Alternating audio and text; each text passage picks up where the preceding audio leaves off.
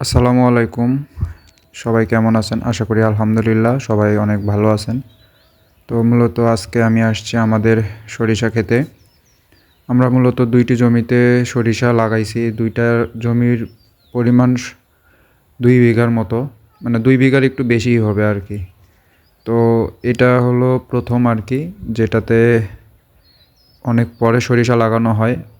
আরেকটি হচ্ছে এইটি, যেটা অনেক আগে সরিষা লাগানো হয়। তো এটা মোটামুটি ফুল ঝরে যাওয়া শুরু হয়ে গেছে। আর প্রথমে যেই ক্ষেতটা দেখাইলাম সরিষার ক্ষেত, ওইটাতে আর কি আরও দেরি হবে ফুল ঝরে যাইতে। এটা মূলত এটাও মূলত ১ বিঘার বেশি। তো আলহামদুলিল্লাহ সবাই দোয়া করবেন যাতে আমার সরিষা ফলনটা ভালো হয়। ইভেন সবাইকে যেন ফ্রেশ তেল খাওয়াইতে পারি। আসসালামু আলাইকুম। সবাই অনেক ভালো থাকবেন।